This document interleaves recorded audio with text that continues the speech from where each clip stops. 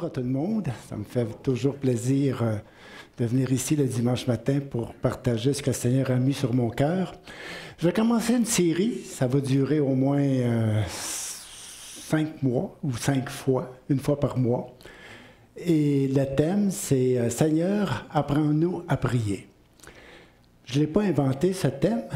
Si vous avez lu un petit peu dans l'Évangile de Luc, les disciples, après avoir entendu Jésus prier, ils ont été impressionnés par sa prière et ils ont demandé à Jésus, Seigneur, apprends-nous donc à prier. Et ça va être mon thème pour les semaines à venir, pour les mois à venir. Il y a une très belle photo sur cet écran. Il y a une très, très belle photo. Elle vous inspire quoi, cette photo-là? La joie, la liberté, l'émerveillement. Écoutez, là, vous avez lu là, mes notes? C'est les 3 mots que j'ai vraiment là, sortis. Je vais avancer. Liberté, joie, émerveillement. Je vais mettre mes lunettes. Donc, dans les mois qui vont venir, et principalement ce matin, c'est dans cet esprit que je veux vous conduire. Dans la liberté, dans la joie et dans l'émerveillement. Dans cette nouvelle série, je ne veux pas mettre sur vous une lourdeur spirituelle, des disciplines, des formalités, des contraintes. Mais je veux déposer dans vos cœurs la liberté, la joie et l'émerveillement. Le but de la série, c'est de mettre des mots dans nos prières, des louanges dans nos cœurs et de l'émerveillement dans nos esprits. Afin que nous soyons tous ensemble, en tant qu'Église, élevés et transportés dans nos prières par quelque chose de plus grand que nous, par la splendeur de la gloire de Dieu. J'ai séparé cette série en 2 sections. Ce matin, je vais tout simplement mettre la table. Nous allons aller à l'école de Jésus. Seigneur, apprends-nous à prier. Puis, par la suite, nous allons aller à l'école de Paul. Nous allons aller chez Paul pour mettre des mots dans nos prières, de l'émerveillement dans nos esprits. Mon désir, à travers cette série, c'est que nos prières et nos louanges soient enrichies de sagesse et d'intelligence spirituelle par la révélation de l'amour infini de Dieu, afin que nos prières soient en tout temps et en toutes circonstances remplies de liberté, de joie et d'émerveillement. Donc, que Dieu puisse nous bénir à travers ces rencontres, à travers cette série. Seigneur, ce que je te demande, c'est de nous bénir à travers cette série. Apprends-nous à prier, apprends-nous à dire Père, pour ta gloire, Seigneur. Amen.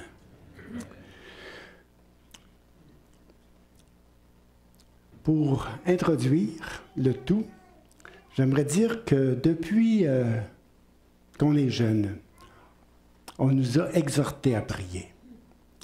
Priez, priez, priez chaque jour, priez sans cesse. Il faut toujours prier, le matin, le midi, le soir. Mais avons-nous appris à prier?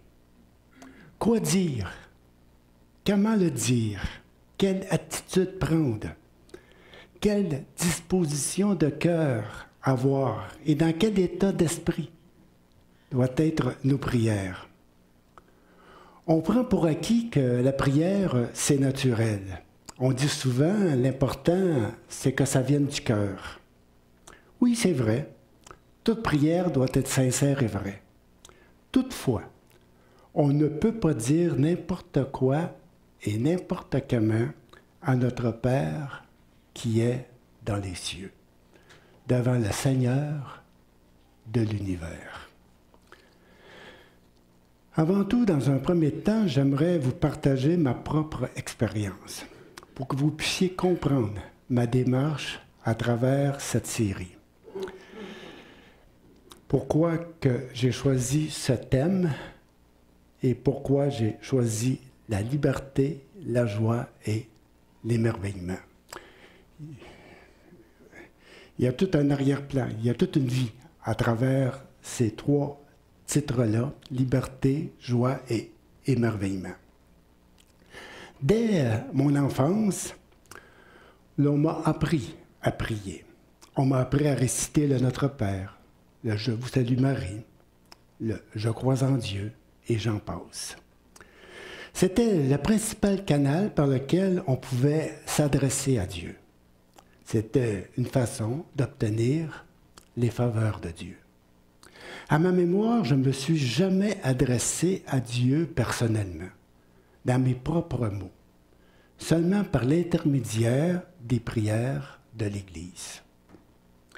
À ma conversion, à 19 ans, je ne savais pas ce qu'était la prière. À mon arrivée dans l'Église chrétienne évangélique de Sainte-Thérèse, où dis-je, j'ai appris à prier à l'écoute des autres. J'ai emprunté les mêmes attitudes, les mêmes mots, les mêmes formules, parfois stéréotypées. Un Seigneur par-ci, un Seigneur par-là. Plus tard, influencé par certaines lectures piétistes sur la prière, j'ai pratiqué ce qu'on appelle la prière insistance, répétitive, mortifiante. 1 heure le matin, 1 heure le soir, souvent à genoux, souvent les bras en croix. Parce qu'après tout, il fallait un peu souffrir pour que Dieu soit attentif à nos prières. Et avec des listes interminables de tous les besoins de l'Église. Et il y en avait. Je priais pour tous les missionnaires et surtout pour le salut du monde, comme si le salut de l'humanité dépendait de mes prières. Avec le temps, la prière est devenue une lourdeur spirituelle, une obligation, une formalité, un devoir. J'en ai fait un burn-out spirituel, une sorte de fatigue morale, d'épuisement, de suffocation spirituelle. C'est fort, hein? Mais c'est vrai. J'ai dû arrêter ma discipline de prière pour des raisons de santé psychologique et spirituelle. Et même, j'ai dû prendre congé de certaines réunions de prière qui me démoralisaient, qui m'abattaient, au lieu de me soulever et de m'exalter. Ce sont des choses qu'on ne dit pas. Ce sont des choses qu'on garde pour soi, de peur d'être mal compris, de peur d'être jugé. Et je sais que plusieurs ont vécu ça aussi, et ils ont gardé ça pour eux. Certains m'en ont déjà parlé, mais c'est des choses qu'on ne dit pas. Parce qu'après tout, on est chrétien, on est spirituel, le Seigneur, la prière, c'est important, et ainsi de suite. Mais il y a de la souffrance parfois dans la prière, si je peux le dire ainsi. Par la suite, j'ai dû prendre le temps de me renouveler. On pourrait dire de muer. D'une certaine manière, de changer de peau. De réapprendre à prier. Dans un esprit de liberté, de joie et d'émerveillement. J'ai dû mettre de côté mes pratiques religieuses, mes habitudes piétistes, mes formules stéréotypées. J'ai dû sortir de ma chambre, de mon bureau, aller à l'extérieur, respirer l'air pur, prendre mon vélo, aller dans les campagnes, écouter le chant des oiseaux, visiter une multitude de jardins fleuris, aller prendre des marches en montagne, dans les Laurentides, dans Charlevoix, en Gaspésie, dans les cantons de l'Est, dans les montagnes du Vermont, dans les Rocheuses, ainsi de suite. J'ai vu Dieu dans sa beauté. J'étais comme la fille sur la photo, remplie de liberté, de joie et d'émerveillement. Ça ne s'est pas fait comme ça. Ça a pris des années, peut-être 10 ans, peut-être 20 ans. J'ai pris le temps de laisser Dieu déposer sa beauté dans mon cœur, de mettre des mots dans mes prières, des louanges dans mon âme, de l'émerveillement dans mon esprit, pour apprendre à prier dans la liberté et la joie de l'Esprit Saint. Allons maintenant à l'école de Jésus.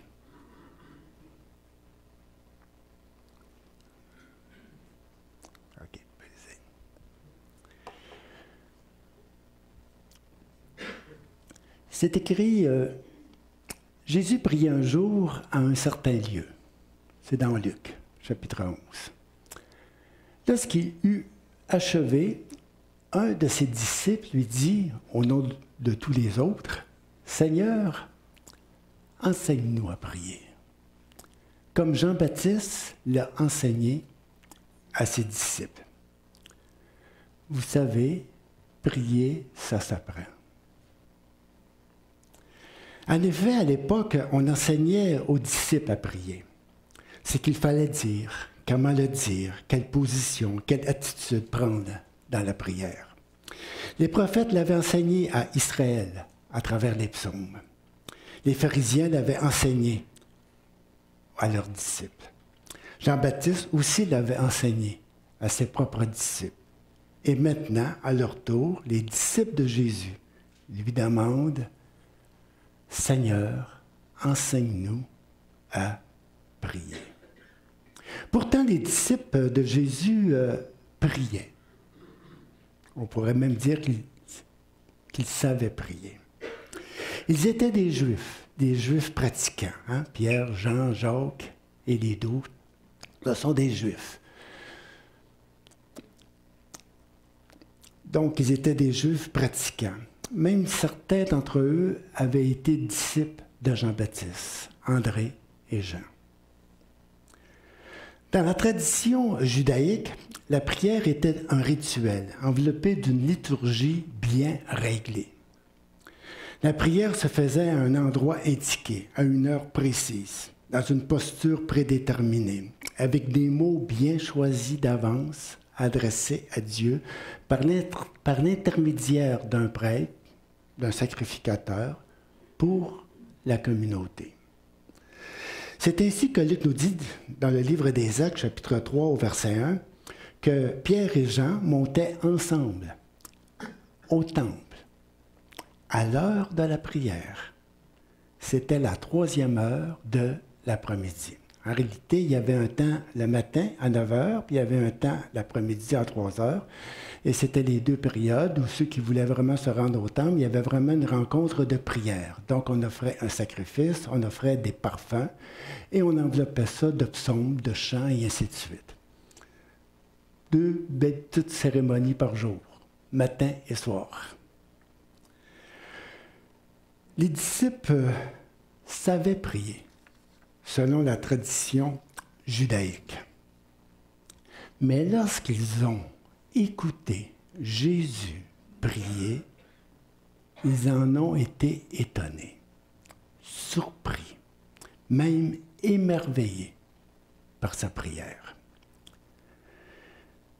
Jésus avait quelque chose en lui qu'eux n'avaient pas. Jésus parlait à son Père. Jésus parlait à son Père. Il s'adressait à Dieu comme un fils s'adresse à son Père. Ses prières n'étaient pas des récitations, des formalités, des formules, mais des mots qui remplissaient le cœur de Dieu. On a un petit exemple dans l'Évangile de Luc. C'est écrit « Jésus, transporté de joie par le Saint-Esprit, s'écria « Je te loue, Père, de ce que tu as caché ces choses aux sages et aux intelligents et que tu les as révélées aux enfants. » Ces prières étaient empreintes de liberté, de joie, et d'émerveillement. Je te loue, Père, de ce que, et ainsi de suite. Les disciples, en écoutant Jésus prier, ont réalisé leur propre insuffisance, leur propre inaptitude à la prière. La rencontre avec Jésus en prière a éveillé en eux le désir d'apprendre à prier. Ils ont demandé à Jésus, « Seigneur, enseigne-nous donc à prier. » Et Jésus leur dit, « Quand vous priez, dites « Père ». Vous savez, la plupart des grands maîtres spirituels nous enseignent des exercices de prière. Une façon de dire, une manière de faire, une marche à suivre, des étapes à franchir pour rendre Dieu propice à nos demandes, des rites, des jeûnes, des postures, des lieux. Dès le début, loin de nous enseigner une formule, une discipline, des exercices de prière, Jésus nous place dans une relation de confiance avec Dieu. Jésus dit tout simplement, « Lorsque vous priez, dites « Papa ». Rien d'autre. « Papa ». Laissez faire les artifices. Laissez faire tout ce qui peut enrober ça. Jésus nous amène dans une relation filiale avec Dieu, une relation de confiance. Il nous met en sécurité dans les bras d'amour de Dieu. Papa. C'est là que Jésus nous conduit, dans le cœur même du Père, dans un état d'esprit apaisé, rassuré, à l'abri du danger. Il nous demande, Jésus, d'exprimer nos simples besoins quotidiens. Il y en a 3. Donne-nous à manger, pardonne-nous, soutiens-nous. Aussi simple que ça. Rien de plus, rien de moins. Ce sont les 3 besoins élémentaires de l'être humain. D'être aimé, d'avoir quelque chose à manger sur la table et d'être soutenu dans les moments les plus difficiles de la vie. Lorsque Jésus dit la dernière, « Et garde-nous de céder à la tentation ». Vous savez, la plus grande tentation qui nous guette, c'est de perdre confiance en Dieu. C'est de tomber dans le découragement au milieu des épreuves. Vous savez, Jésus, le soir de son arrestation, ils ont prié, Jésus priait avec ses disciples, et Jésus va dire à ses disciples, « Priez en fait que vous ne tombiez pas en tentation. » Et de quelle tentation il était question? Le découragement. C'était une soirée très difficile. Jésus se faisait arrêter, Jésus était conduit pour être interrogé, pour être accusé, pour être crucifié. Quelle soirée, quelle journée. Leur foi était mise en danger. Et Jésus leur dit, priez, en fait de ne pas céder à la tentation. Seigneur, donne-nous la force et le courage de persévérer au milieu des épreuves, des difficultés de la vie, afin que nous puissions bien vivre ensemble dans un monde plein de souffrances. Gilles, tantôt, nous a parlé des événements qu'on vit actuellement avec la politique et tout. Nos cœurs sont troublés par ça. On peut se décourager. Où allons-nous? Et ainsi de suite. Seigneur, donne-nous la force et le courage de persévérer dans la foi au milieu des épreuves et des difficultés de la vie. Oui, Seigneur, que ton règne vienne, que ton nom soit sanctifié. Seigneur, que ta volonté bienfaisante, remplie de justice et d'amour, se manifeste pleinement avec tendresse dans la vie de tes enfants. Manifeste ta paternité souveraine et bienfaisante dans nos vies. Donc, dans cette prière, il n'y a rien d'angoissant, d'avilissant, d'humiliant, de mortifiant. Jésus nous libère de tout formalisme religieux entourant la prière. Il nous met dans les bras du Père. Jésus nous donne une petite illustration pour expliquer le tout. Petite parabole, petite histoire. Il leur dit encore, si l'un de vous a un ami et qu'il aille le trouver au milieu de la nuit pour lui dire « Ami, prête-moi 3 pains, car un de mes amis est arrivé de voyage chez moi et je n'ai rien à lui offrir. » Et si de l'intérieur de sa maison, cet ami lui répond « Ne m'importune pas, la porte est déjà fermée, mes enfants et moi sommes au lit, je ne puis me lever pour te donner des pains. Je vous le dis, même s'il ne se levait pas pour lui donner parce que c'est son ami, il se lèverait à cause de son importunité et lui donnerait tout ce dont il a de besoin. » Qu'est-ce que Jésus est en train de nous dire ici?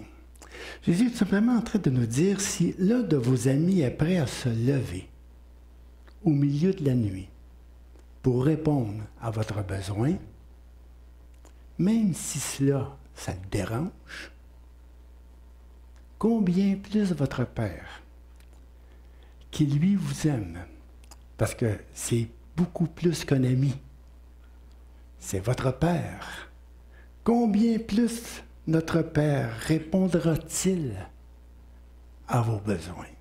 Si un ami est prêt à le faire, même s'il est, même s'il n'aime pas trop ça, mais il va le faire à cause que c'est votre ami.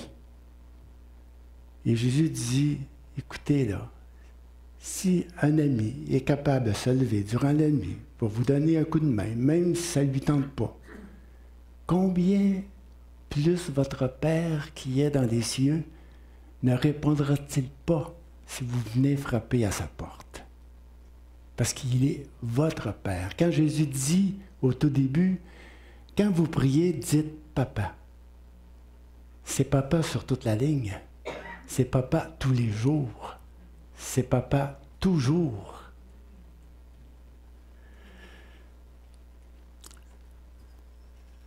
La petite application que Jésus fait, elle est toute simple.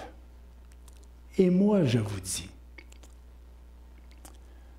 demandez et l'on vous donnera. Cherchez et vous trouverez. Frappez et l'on vous ouvrira. Car quiconque demande reçoit, celui qui cherche trouve, et l'on ouvre à celui qui frappe. Le Père, il est là. Il est là, prêt à nous accueillir en tout temps.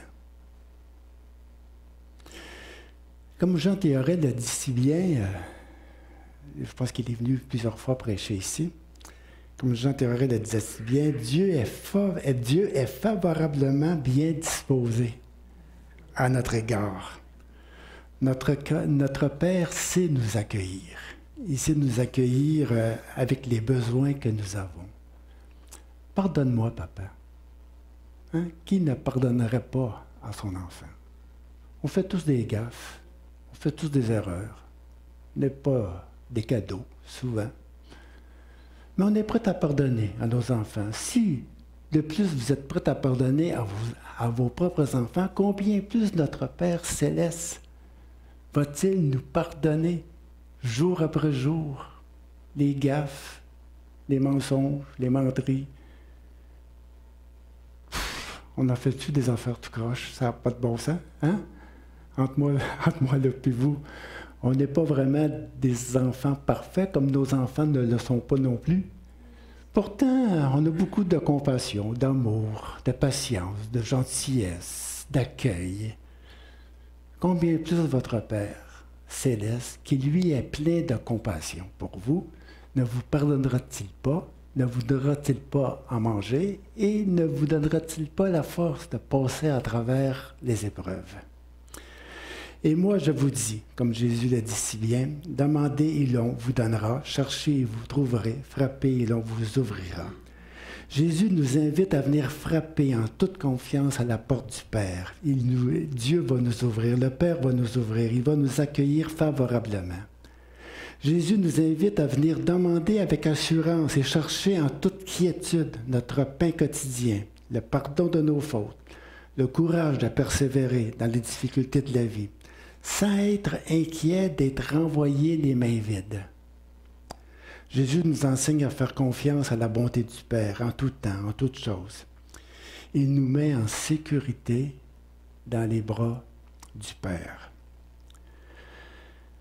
Notre prière, ma prière, Seigneur, apprends-moi, apprends-nous à prier dans un esprit de liberté, de joie et d'émerveillement. Apprends-moi à dire Papa. Tout simplement. Laissons faire les artifices. Arrêtons de vouloir gagner Dieu par nos prières. Vous savez, parfois on prie, dans le but de gagner Dieu. Croyant que plus qu'on prie, plus qu'on demande, plus qu'on insiste, Dieu va finir par plier. Hein? Des fois, j'en reviens pas des fois. Des fois, on pense que si on est 1000 à demander quelque chose, Dieu va dire « Wow! » Mon Père, à moi, il m'écoute. Il m'écoute. Je n'ai pas besoin d'amener avec moi 1000 personnes. Il m'écoute. Papa, donne-moi à manger. Papa, pardonne-moi mes fautes. Papa, donne-moi la force de persévérer à travers les épreuves. Je n'ai pas besoin de 56 000 bébelles. Quand je vous dis que tantôt, là, j'ai laissé tomber beaucoup de choses pour tout simplement être accueilli par le Père avec ses bras d'amour. Si simple. J'ai arrêté. Oui, j'ai arrêté de souffrir dans la prière. J'ai appris à m'émerveiller, à me réjouir, à être libre dans mon esprit. J'aimerais terminer avec cette dernière photo. Père, manifeste ta paternité souveraine et bienfaisante dans ma vie. C'est ma prière, c'est notre prière. Manifeste ta paternité souveraine et bienfaisante dans notre vie. Donc, je vous laisse avec ça. Que Dieu puisse vous bénir. On va revenir le mois prochain pour faire la suite, ainsi de suite. On va aller à l'école de Paul.